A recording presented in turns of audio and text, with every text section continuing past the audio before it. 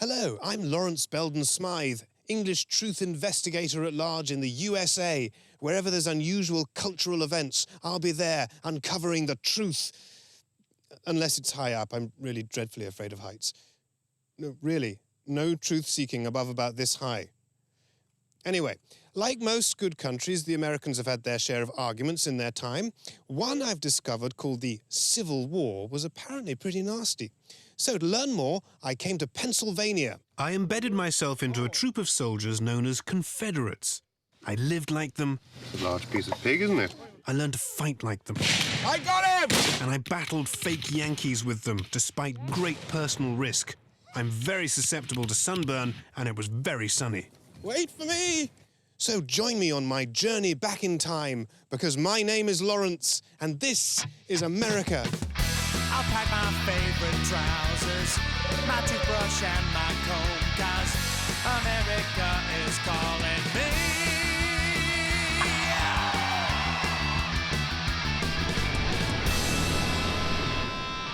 The state of Pennsylvania is in the northeast of the USA. Today it's best known for being fairly close to New York City and Canada. But back in the 1860s, Pennsylvania was a hotbed of action, all related to a big event known as the Civil War. I'm not entirely sure what started this lengthy conflict, but I do know it featured many battles between residents in northern states and their southern stated neighbors. Ultimately, when all the fighting stopped, the northern states were victorious, the southern states were ruined, and the country had proven how successful it could manage things when free of the evil British. I'm not criticizing, just saying maybe we weren't that bad. I mean, is coffee that much better than tea? Really?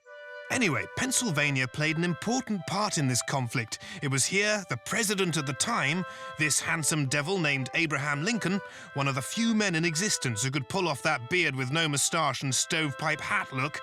It's tough to do, believe me. Ask my first girlfriend. Made an important speech at a place called Gettysburg. It was short, it inspired everyone and helped win the war or something like that. Today, thousands of modern Americans spend their weekends during summer remembering their conflict-ridden past. They dress up in costumes and stage fake battles called reenactments. Pennsylvania seemed as good a place as any to delve more deeply into this unusual activity. Hello, I'd like to enlist. So Union and which one is South? Is that Confederate or Union? Confederate. Confederate. I was granted exclusive access to this weekend event on one condition: I become fully immersed, just as soon as I signed the right paperwork. If there's any accidents, we're not held responsible. Okay. What kind of accidents? Well, you might get hit by a bomb or whatever they call them, a cannonball. Doctor might have to take off your leg. I'm almost certain she was joking. After signing away liability, it was time to get into costume. I mean, uniform. Can you tell me a little bit about what I'm wearing? You are wearing a standard issue Confederate gray uniform. Your belt buckle is a standard issue Confederate States belt buckle. Confederate States. Right. This is your cartridge box, which carries the rounds that go into your musket. Right. Pretty obvious what this is for. Obviously, yes. That was probably very handy out on the field because they got hot in battle. You needed water. You had to stay hydrated. Hello, Mother. Yes, I'm a Confederate soldier. Hand it over, Private. I'm sorry, I have to go. Private Belden Smythe. Where in 1864 they didn't have those. Fine. The Belden Smythes are survivors. Obviously, otherwise I wouldn't be here. Unless I was adopted. After passing inspection, I was banished from my camera crew for the evening. They left me a small camera before fleeing to a nice, cozy bed and breakfast. Bastards. I'm a little apprehensive about the battle tomorrow. It's my first time I've ever been in a war, especially on the losing side. When they returned at dawn, they found this intrepid global truthologist's transformation to suffering Southern soldier was complete. One night sleeping on the ground will do that. First up, my first meeting with the Colonel, who holds my fate in his battle-scarred hands. So is anyone going to Starbucks this morning? No. Confederate forces clearly had no personal space qualms. That's yours for the weekend. Thank Take you. care of it. How does it work? These people take reenactments very seriously. Every effort is made to be authentic, right down to the living and eating arrangements. I never did find out exactly what that was. Probably best.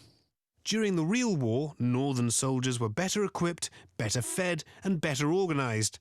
And this reenactment was no different. Look at those Nancy boys in their matching uniforms. They think they're so clever. Well, they may have fancier-looking stuff, but at least us Southern folk know how to march and do something called drilling. 1, 2. 1, 2. Shoulder, arms. Shoulder, arms. There's a lot to remember when you're about to be in a pretend battle. Ready. Commence firing. Bang. Bang! After several long, arduous minutes of practice, my squad, or brigade, or was it a battalion, was deemed ready to face certain fake death in the upcoming battle. Our first brush with the enemy loomed. I hitch up my journalism credentials and reveal the true horror of pretend war next.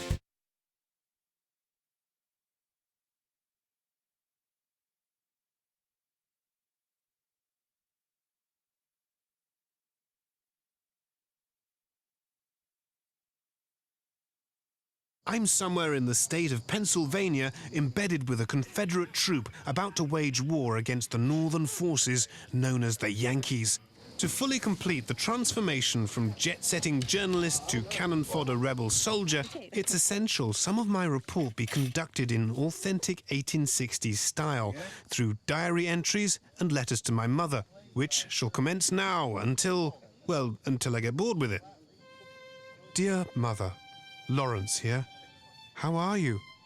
I'm tired, dirty, and I fear we are soon to meet our fates. But at least the uniform is surprisingly comfy. Before our first battle, the colonel informed the men we'd have a chance to show our southern pride in front of the local townsfolk. We gathered, then marched, with hope in our hearts and blanks in our rifles, through the center of the nearby town. As I paraded and fired my weapon, I felt a growing connection with my war mates. The quaint townsfolk were there in number to celebrate our appearance and imminent demise. At least they were polite, and the street wasn't too long. It was a bit hot, though. You were right, I should have packed lighter socks. I will take my leave now, Mother, as I enter into a struggle I don't fully understand, but seem destined to fight, as I am contractually obligated. I will, as always, strive to do you proud. Say hello to Whiskers McMittens for me. Your loving son, Lawrence. Dear Diary, what the f*** am I doing here? The colonel has marched us to one side of an open field behind large piles of dirt, as if that's going to protect us.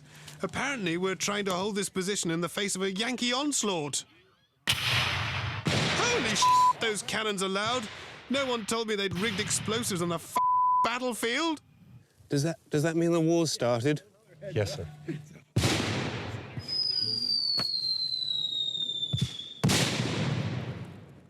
They're coming. The Yankees are coming. Hey, I see Union coming through the woods. Buck up, boys! Buck up! Ready? Aim.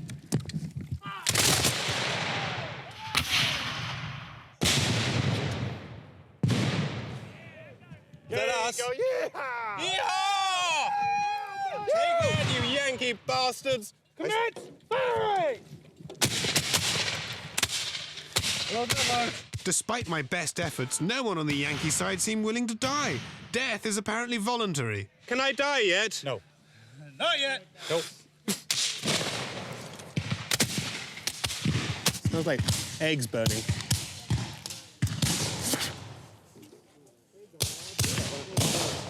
Don't shoot me! Come on, Billy! And on you go, Yank! This one's for the Boston Tea Party! Give it to him, Lord. They just poured gunpowder in my ear. At some point, the order was given to charge. Despite my morbid and paralyzing fear of, letting my troopmates down, of course, I entered the fray. I have to confess, Diary, at some moments this was all too real. The gunfire, the heat, the pointless yelling was overwhelming. I had but one thought. Why didn't I decide to investigate Hawaiian beaches instead?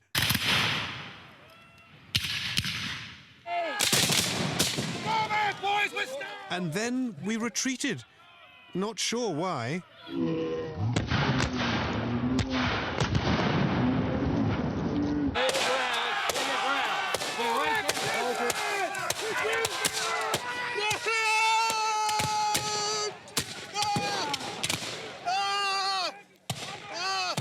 And then, just like that, the battle was over. And apparently we won. How on earth did that happen? I was apparently severely wounded in the exchange of fake gunfire and was quickly evacuated to the nearby medical center, otherwise known as a tent on the battlefield's edge. Ah! Ah! What's your name? What's your name, soldier? Private Lawrence. First name? Lawrence. Lawrence. You can call me Laurie. All Ow! right, take it. Oh, son, we have to take it off now. Oh! Take it It off. hurts. Cut it off. The jacket, not the arm. Ow! Oh! Conditions were historically accurate and primitive. Oh my God! A crowd of locals gathered to watch the suffering, and my wound was much worse than first thought. Oh, stop the bleeding! Stop the bleeding! All right. Ah! All right. Ah! Listen to me. Yes. Listen to me. Dear Heavenly Father, we're going to be all right. I want you to pray to the Lord. You in giving me my last rites? No, sir. No, That sir. sounds like my But last rites. Let's be asking the Lord for some help here, okay? Until the doctor can get to you, it's you and me. Dear Lord, It's you and me, so we need to ask the Lord for some help I too. need some help. All right. I promise I'll go to church every Sunday. Doc, we need your help. I'll stop drinking. I see a light. I see a light. Then go towards the light. Son, it's just the sun. You're all right. It's the sun. It's the sun. Dear Diary, I'll tell you if I survive or not next. Unless, of course, I'm dead, then I probably won't.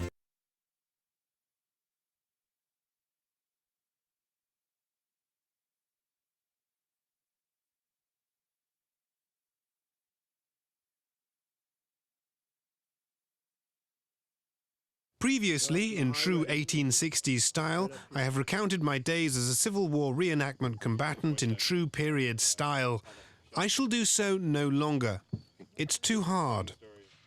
I'd been involved in a brutal fake battle against the Northern forces on a patch of cleared Pennsylvanian forest.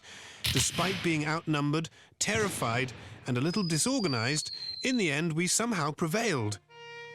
But in the violent struggle for control of a dirt mound, I was mysteriously wounded and carted off to the local medical center. You'll live to fight another day, soldier. I will. Yes, you will. I don't want to fight another day. Miraculously, despite suffering grave shoulder injuries, I recovered fully in less than half an hour and was able to rejoin my troop in time for ration distribution. Some bacon? Bacon. Tater? Potato. You got some hard bread? Some foraged apples? This is plenty of food for a Belden Smythe. My great-uncle Harry once lived for a month on one parsnip, 2 caterpillars and a bucket of sand. After food, the troop got mail from loved ones far away from this pretend battleground. The attention to detail is so good, I got a letter from my imaginary wife. I'm very sorry to hear of you all having to fight so much, but I don't suppose peace will ever be made without a great deal of hard fighting. After receiving sustenance, physically and emotionally, what followed was quiet time, so we could think about what we'd done and prepare for tomorrow's skirmish. This provided an excellent chance to learn more about my fellow reenactors and what exactly we were fighting about. Why did the Civil War start? The Civil War started not over slavery, but over taxation and unfair trade practices that were being exposed upon the Southern people. So that's why the whole war happened. But why do these people choose to play a game in which they constantly lose? Well, you get a lot of history, you get the camaraderie, hanging out with all the people, you know, sitting around the fire, talking history, just being out in the outdoors, you know, having fun, meeting a lot of new people, and being crazy. This is my little escape from reality, even if it's for 48 hours, you know, here and there for a weekend. Yeah. It helps. So, and on the bottom line, it keeps me sane. Why did you all pick to be on the side of the Confederacy? That's my heritage in South Carolina. I do put the blue on once in a while, but it's odd to do. It really is odd. Is it a real thrill being in that state of confusion? There are times when it's real. It becomes real. You're in the moment so much that, yeah, it's actually real. You just kind of get in the zone and I don't know, you just go through the motions without even thinking. How am I shaping up as a soldier? You're fine. You can be honest. You're fine. Trust me. It's a little more difficult for people the first time when they go out because it's confusing and it's noisy out there. Yeah. By the end of the day, you'll be right up there with the rest of us, you know, as far as a reenactor. Conversations over and the sun setting, there was nothing left to do but sit around and get drunk. We are here to kill Yankees.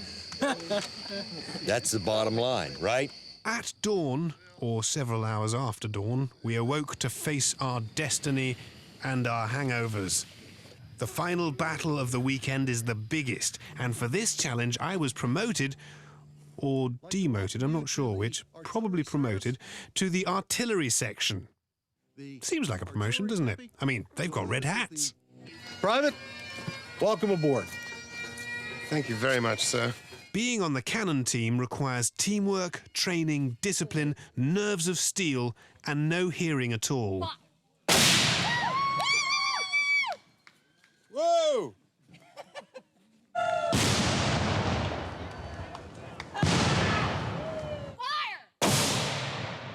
Whoa! But before long, I had mastered my string pulling. So it was time to gather my thoughts before our final struggle. I also used this precious time to bond with my new best friends.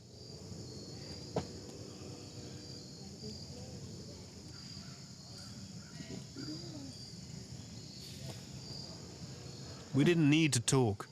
Real pretend soldiers are comfortable with silence. For today's combat, the field was reversed. The Yankees held the dirt piles. It was our job to take them, or pretend to die trying. Once more into the fray, to find out who lives, who dies, and who can't decide. Stay tuned.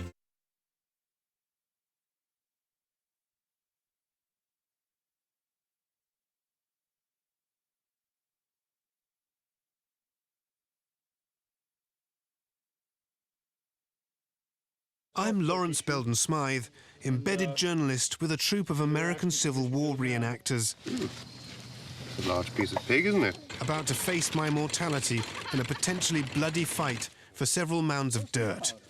Before the foot soldiers march, the artillery crew and I softened up our foe. Fire!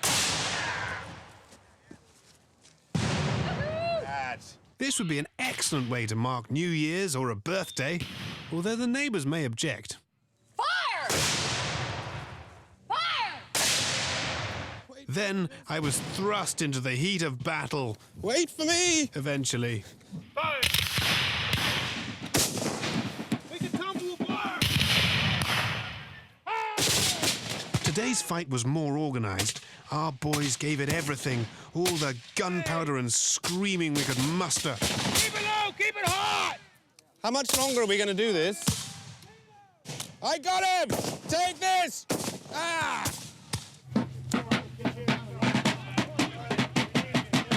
Casualties were high, probably because it was pretty hot standing out in the middle of that field. These uniforms are heavy. Today's a beautiful day to die, apparently. The pretty boy Yankees looked all smug in their comfy mounds. I heard later they were supposed to charge, but didn't feel like it. So, sick of waiting and mindful of Sunday evening traffic, we advanced. Company! Charge! One, go for the wall! One for one, go for the wall! One's only! As I approached the enemy, I thought about what this weekend represents, but before I could reach any conclusions, my fate beckoned. Oh! Oh! Oh, I die, Horatio. The potent poison quite o'ercrows my spirit. I cannot live to hear the news from England. And something about the accession falling on Fortinbras. The rest is silence.